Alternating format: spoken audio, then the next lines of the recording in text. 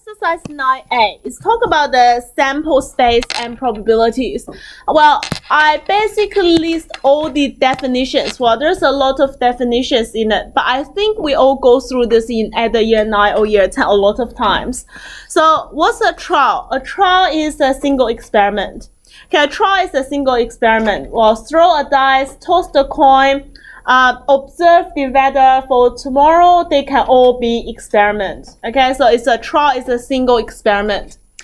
An outcome is the possible result of the experiment. So if we say, okay, a single toss of a dice, okay, a single toss of a dice, the outcome, okay, the possible outcome are 1, 2, 3, 4, 5, 6. They are called the outcomes. Okay, they are called the outcomes. And for sample space, we need to remember this letter here. Okay, this will represent for the sample space. Sometimes they just give you a letter like this, and you need to see, okay, that means the whole sample space. So sample space is the all possible outcomes. Okay, a collection of all possible, a set of all possible outcomes. Remember the set we did at the very beginning. Chapter 5 is a collection of items. Okay, it's a collection of items. How you can represent a collection of items? Through curly bracket, right? Through curly bracket. So we said the outcome for this, well, the sample space for the outcome is these 6 numbers, and the outcome, well, I can say this equals to that. So that's my whole sample space, and it's a collection of all the possible outcomes. So that's how you represent it. The important thing is the curly bracket. You use the curly bracket to represent as a collection of all the possible outcomes. Okay, an event. So what's an event? It is the list of favorable outcomes. So for example, the event, I want, like when I toss the dice, I want something to happen. I expect something to happen. So I expect the even number appear on the dice. This is an event. Okay, so what I expected, what I was to see, was my favorable outcome, what I want to observe from this experiment. That's called an event. So my event can be even numbers, okay, even numbers. So that can be 2, 4, and 6. That's an event. It's something when they describe it like what I prefer, what I want to see from the experiment. Is the subset of the sample space? Well, sure, it must be the subset of the sample space because I just have this many outcomes. I expect something from it. It must from this whole sample space. Okay, it must from the sample space. So that's why it's a subset of the sample space. Okay, we can say event is a subset of the whole, like, universal set. Okay, the event is a subset. Okay, how to represent subset? Remember, a subset is like the C and the equal at the bottom. So it's the subset of the whole sample space. Okay, the probability of an event A occurring is donated by probability A. So what's event A in this case? Well, I can say event A equals to even number on the dice. Okay, throw an even number on the dice. Well, it's a description. Okay, I describe something. Well, or I can say it's a number less than or equals to 4 on the dice. That's the event. So I can say probability of A is the probability to have even number occur. Well, I know it's a half. I have half of the chance to have even and half of the chance to have odd numbers on the dice. So probability, there are 2 things. Well, doesn't matter what is A. It doesn't matter whether A is even number, odd number, or number less than or greater than 4, or greater or equals than 5. Like, doesn't matter what I have for this event A. What's my favorable event? Doesn't matter. They needs to satisfy two things. Well, the first thing is this probability A needs to be greater or equals to 0. And also in, well, we'll talk about the last one later. It needs to be a positive probability. I won't say I have a negative 20% of the chance to have something. We don't talk about probability in negative numbers. If the scale is only from 0 to 1. Okay, so all the probability needs to satisfy that. When you say probability, the number you can use is only the number in between 0 to 1, inclusive. Okay, including 0, including 1. 1 means something definitely happened. Okay, definitely happen, and 0 is something definitely can't happen. Well, to make a probability equals to 1 is, you need to think about that. It's really hard to predict what's happening. Like, you can't say at almost nothing's probability is definitely 1. Well, I can say the sun is definitely rise tomorrow. Okay, so if there's not some terrible thing happen, it's definitely rise like tomorrow. So that's a probability of 1. Well, I can say, well, I can't say tomorrow is definitely a sunny day, even though the weather forecast says sunny tomorrow, but there's still chance to change. Okay, so it's very rare to say something's probability is definitely 1. And it's quite rare to say something's probability is definitely 0.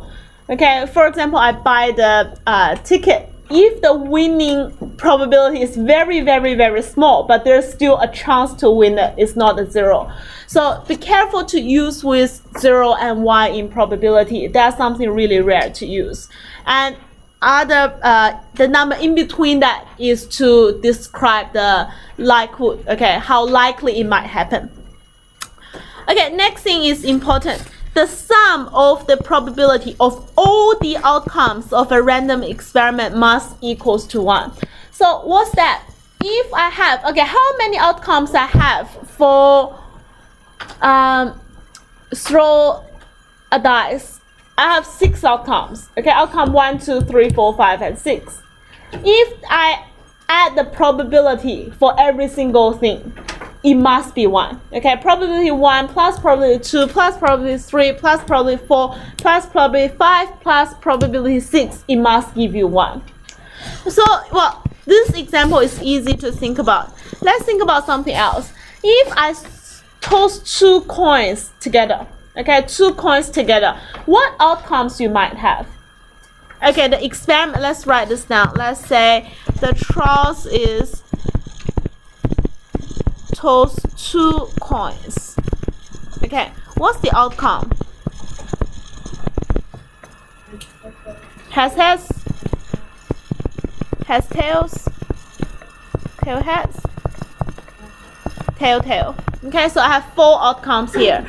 So, well, if I say the universal set, or say the sample space will be a collection of that. And after that, if I say the probability of each individual event, and if I adding them,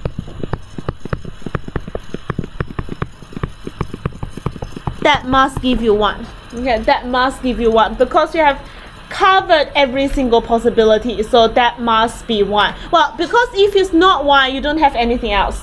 Okay, I can't create more things. I can't have half, like half head, half tail, something like that. So you must have 1 in the end if you add all the things in the sample space. Okay, that's up to here. Okay, that's here. And the next thing we have is equal likely outcomes. Well, equal likely outcomes are the outcomes that have the same chance of occurring. Be careful, like in year 11, most of the events they give you will be equal likely events. But in year 12, most of the events gave you is not going to be equal likely events. I don't want you to, well, because the question is really easy in year 11, I don't want you to have this feeling like, oh, most of things is equal likely. I can always do things with equal likely. It's not true, okay? It's not true. Keep that in mind. Only equal likely events can do by the number of outcomes in the events divided by the total outcome. Otherwise, we can't do this. What's equal likely outcomes? For example, the two things I give you, the two trials I give you above, they are all equal likely events because I have the equal chance to get 1, 2, 3, 4, 5, and 6. Okay, and I have equal chance to get head, tail, head, or tail. So they are all equal likely. They are all equal likely events. Can you give me any example that something is not equal likely events? Yes, Ollie? Then it's going to be like raining or sunny tomorrow? Yeah, rainy or sunny tomorrow. Like, I can't tell. It will be, well, for example, today is a sunny day. Tomorrow is most likely to be, high chance to be a sunny day as well. If today is rainy, it's more than 50% of the chance to be a rainy day tomorrow. So that's correct. So that's something that are not equal likely. I don't have the same chance to have both outcomes to happen. So that's equal likely. I have talked about the 0 to 1 thing. The 0 to 1 is to talk about the level of chance. Okay, the probability of an event in which outcomes are equal likely can be calculated as follows. Okay, the notation. First of all, what's NA? And N of the sample space. N means number. Okay, it's the number of events in a number of outcomes in event A and the number of the total outcome. For example, I said the events A above is the event with even number. Okay, with even number. So how many even numbers do I have? I have 2, 4, and 6. I have 3 even numbers. And the total outcome is a 6. So I have 3 over 6, that's a half of the chance to have probability of A. Okay, to have probability of A. But this formula can only be used for equal likely events. Okay, for equal likely events. If it's not equal likely, you can't use this one. Okay, you can't use this one.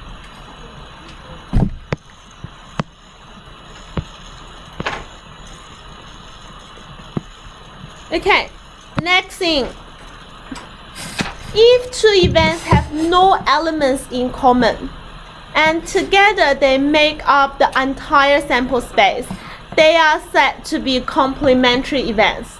Okay, two conditions. First is no intersection between each other. Second is those two things add up to give you 1.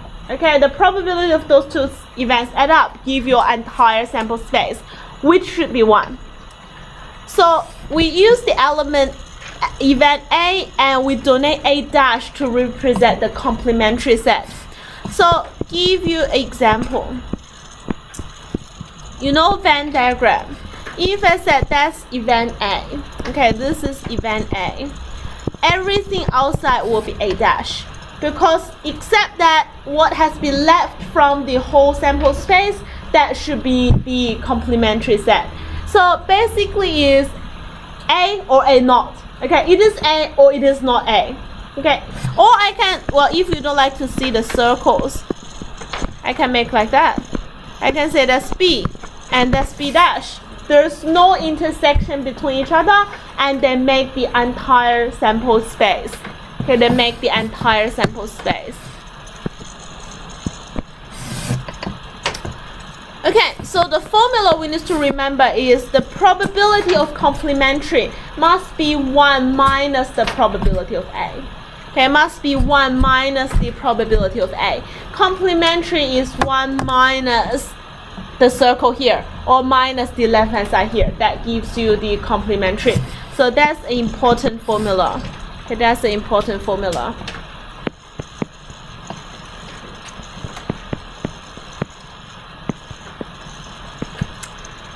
Okay, that's not 5,252, it's 52 cars. Okay, I type 52 more there.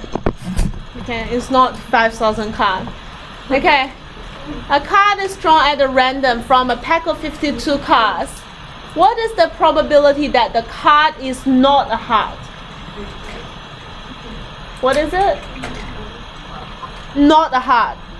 3/4, right? We can think about that by using the complementary. I don't want heart. Okay, it's either the card can be either heart or not heart. So we say the probability of heart not equals to 1 minus the probability of heart, and that will give you 1 minus a quarter, because in every type of the cards there's one heart, so it's a quarter of the chance to get a heart, and that's 3/4 to not to have the heart. Okay, not to have the heart.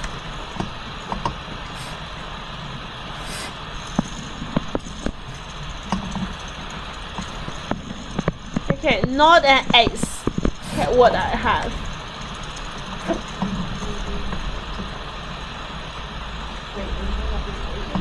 No, you can have the answer directly.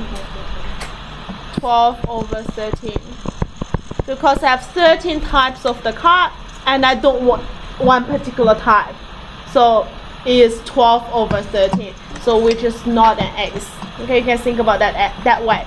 What's the probability for ace? It's 1/13. So 1 minus 1/13 will be 12/13. Okay, that's the simple examples we have. There are some more complex questions in the textbook, like for the later ones, so you can try those ones. Okay, let's see example 2. A random experiment may result in outcomes A, B, C, D, and E. Okay, A, B, C, D, and E. Where A, B, C, D are equal likely and E is twice as likely as A. Okay, E is twice as likely as A. So are this event equal likely events? No. Okay, overall it's a no, because A, B, C, D is the same, but E is different. Well, I can use a diagram to represent this. Okay, I can change this question a little bit to say, you know, like the game for this, I have different sections for it. How I can sketch for it.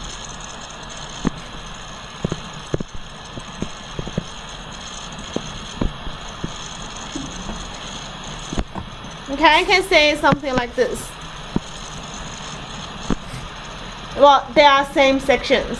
I can say I have A, B, C, D. They're all the same. But I have 2 E's. That's why E is twice as likely as A, B, C. So, okay, I can say it's a game like this. So that's why B's probability will be twice as likely as A, B, C, D. Well, where I will end up with, which section I will end up with. So E is twice as likely as A, B, C, D. So the probability of, well, is 5 outcomes, but it will be same as cut into 6 sections. Okay, cut into 6 sections. So probability E will equals to 2/6. That is a third. Okay, that is a third, because now it's equal likely events for each section, and event E is 2 sections, 2 out of 6 sections, which give you the probability of a third. And the probability of B dash, it will be 1 minus the probability of B, and that's 1 minus 1/6. That's 5/6. That's 5/6.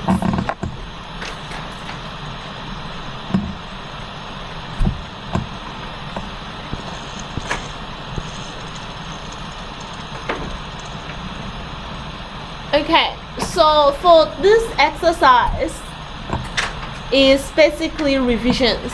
Okay, it's basically revisions and talk about all the formulas.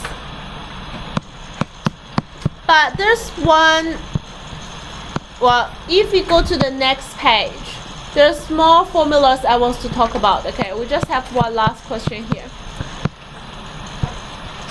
Is the estimating probabilities. Okay, what we have there is like all the series. So what's the estimating probabilities? Okay, let's talk about something not that relevant first. It's called the subject probability. So the probability is assigned a value just on the basis of experience. For example, well, I just have a feeling, like, okay, I teach you and I have a feeling on how you do on your math studies.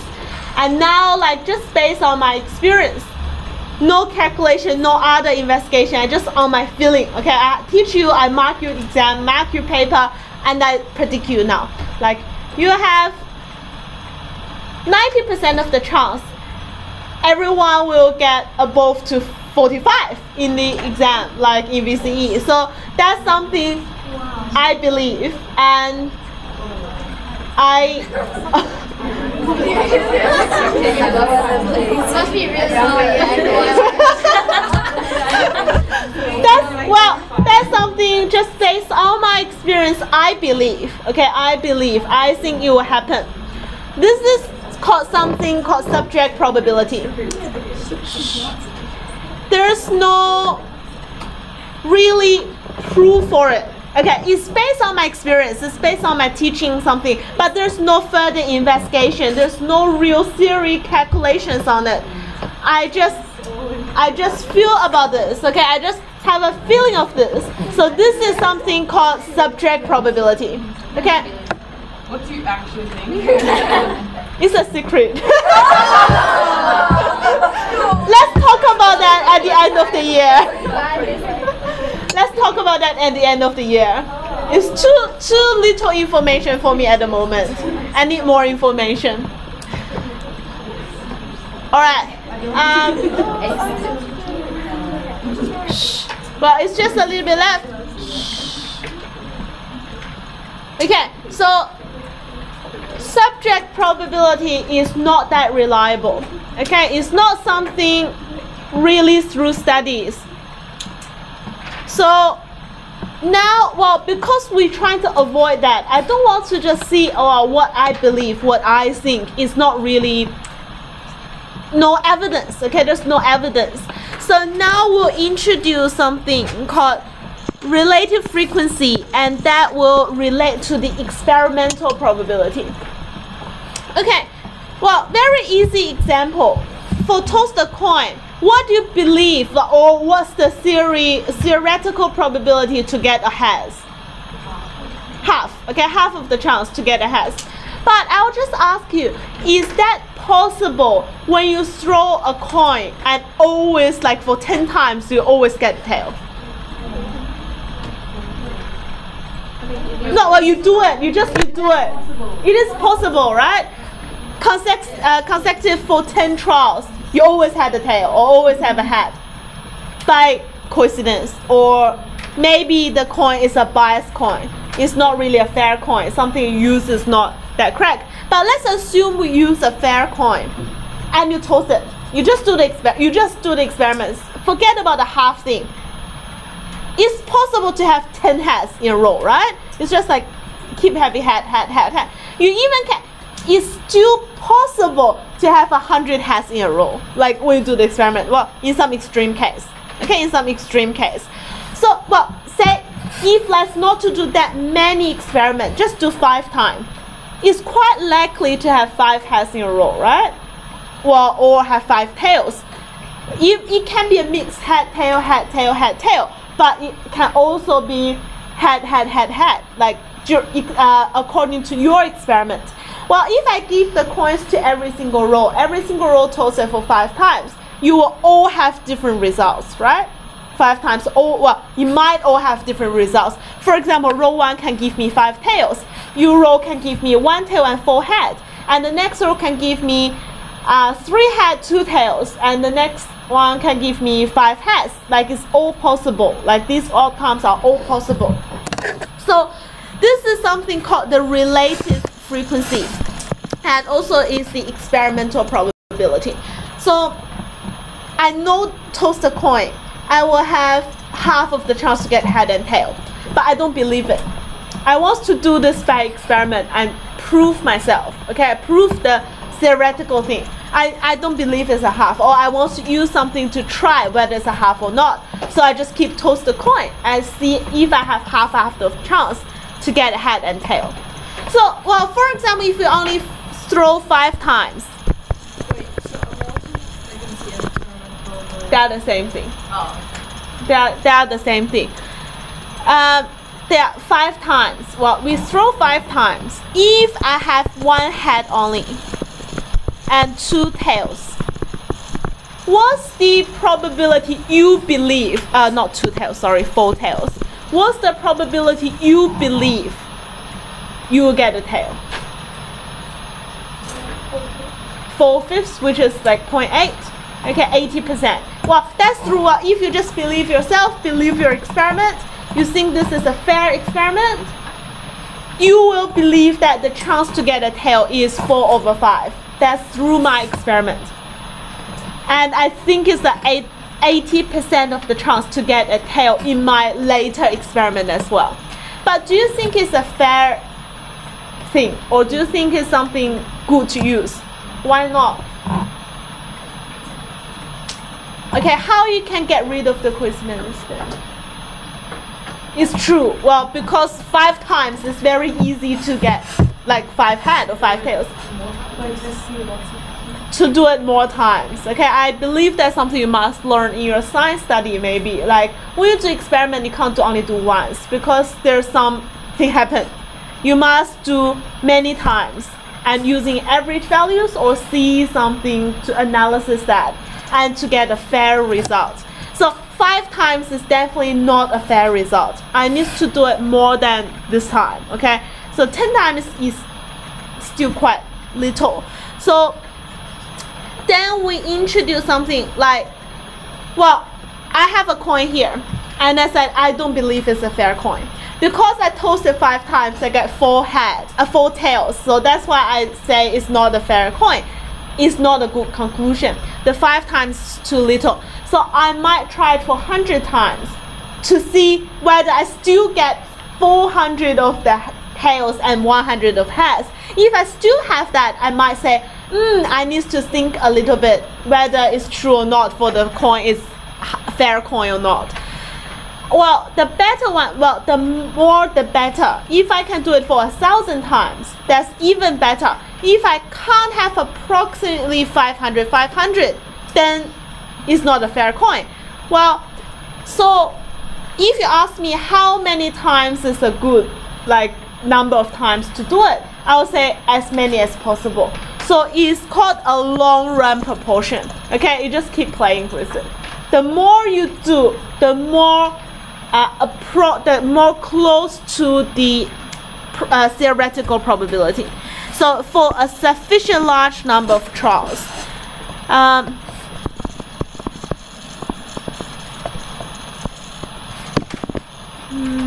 okay, how can I say this?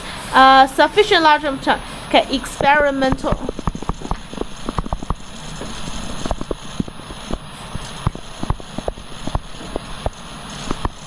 Will get approaching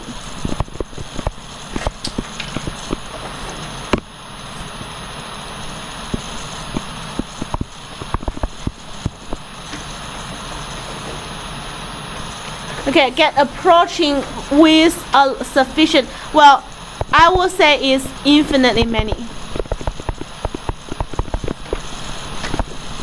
Okay, with infinitely many trials to get approaching to the theoretical probability, which I will say in this case is a half.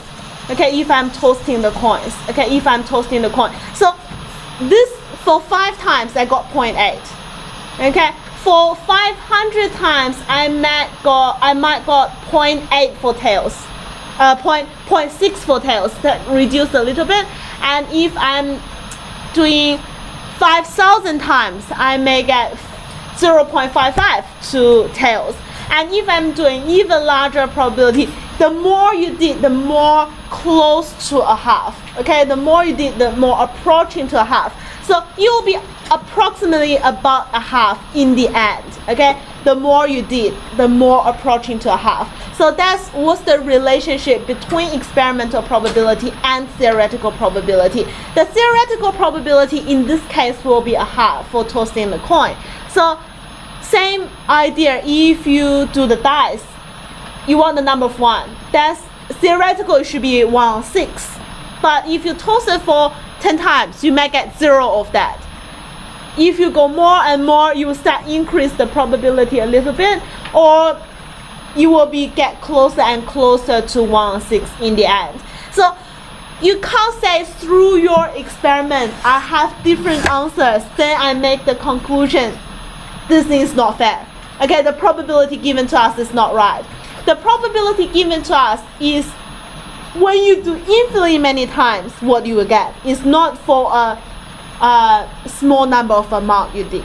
Okay, so that's what's the theoretical probability and experimental probability, and it's also the relative frequency as well. Okay, the relative frequency as well. But what we will use for this one, well, you already know the coin is a half. Theoretical is a half. Well, unless you know it's not a fair coin. Okay, unless you know this is not a fair coin, I don't know what's the probability of getting heads and tails, you try for it. Okay, you do about 100 times and you see the number of heads and tails, give an approximate probability for that. Or say, for example, in the box, okay, in the box, you can't see, there are a lot of red, so you're trying to calculate the probability of it. So you will maybe, or I'll just randomly grab 1, I get the black color, I write down like black 1, okay, and I do another time. Okay, I try a blue one, I write 1 blue like for 2 times, and then I keep going with that. Maybe I try about like 100 times, and I'll see the proportion for each of these pens. What's the percentage? For example, in the end, I get, after 100 trials, I get 90 times of blue, 5 times of the red, 5 times of the black. I would say 0.9 of the chance to get a blue, and 5% of the chance to get a red, and 5% of the chance to get a black. So that's something when you don't know. Okay, I don't know what is it. I use experiment to try and to see what the result might be. Okay, so that's what we do for estimating the probability. Let's have a look at the example below here. Well, the thing you need to remember is the more you did, the better. Okay, the more you did, the more accurate of the result you will get. So in order to investigate the probability that drawing pin's length point up, Katia decides to toss it 50 times and to count the number of favorable outcomes, which runs out to be 33. Okay, 50 times and 33. Length point up. Mickey repeats the experiment, but she tossed the same pin for 100 times and counts 62 favorable outcomes. Okay, 62 favorable outcomes.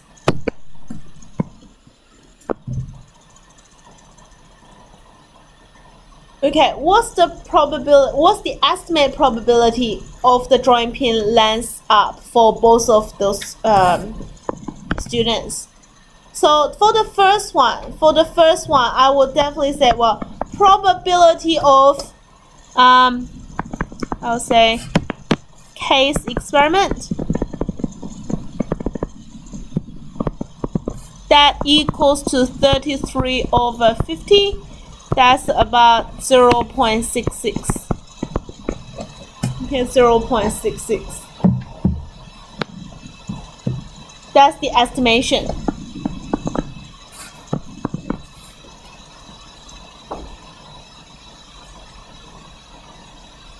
And the probability of M's experiment, that will gives me 62 of the the favorable outcomes will be the pin length point up. Okay, that's my favorable outcomes because I'm investigating on this. Okay, I want to see what's the probability that will length point up. So that's my favorable outcomes. That will be 62 over 100, and that's 0.62.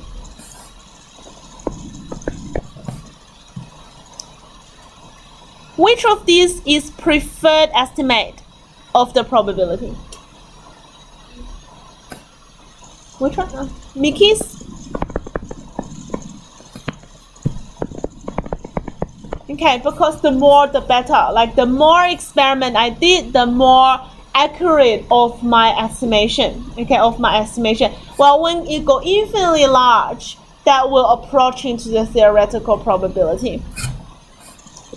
Okay, number 4 is the interesting part. Based on the information available so far, what would be a even preferred? Well, I know the preferred is Mickey's estimation. What will be an even preferred estimation? How to get 0.5? Wait, like in between? Well, you know, like we're not going to average this. Okay, we're not going to average in this. First of all, one experiment doing 50 times and the other experiment doing 100 times. It's not like there's not really relevant things. I will average it. Okay, I'm not going to average it. Have a think about that. I want to increase the number of trials. Okay, I want to increase the number of trials. I don't want to decrease it because 100 is better than 50. 200 is better than 100. So I want to increase the number of trials. How do I add them? I can't multiply by 2 because it's not the same thing. They do one doing 50 times and the other one do 100 times. You know, like you can't times by 2 because when you toss another 50 times, you can't have the exactly same result as the previous 50 times. So it can't times by 2. Adding, think about the adding. How can we add it? What's the total number of times they did? 150. How many pins lines up? 95. So 95 over 150 will be an even better estimation because overall we use the same pin. We're doing the same experiment. I can just add up my total number of trials together and get the total number of times that pin lines up. And that will give me an even better estimation because it seems like I did 150 times of the experiment. Yeah? So that gives me a 30.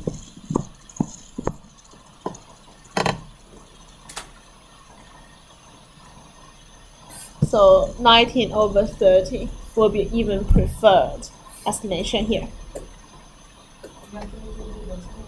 Oh, you can leave like that. Well, do not make into decimal unless it asks you into decimals. Well, because I make into decimal here is exact. It is exact decimals, like the number is equivalent to this. But this one you can't give exact values. You need to keep exact values unless it says two decimal places, something like that. Okay, so that's exercise A and B. They are basically revisions, and the experimental probability exercise is very important. Okay, this one is very important. So needs to really learn this exercise and don't confuse with theoretical and experimental probability and know the relationship between them. Okay.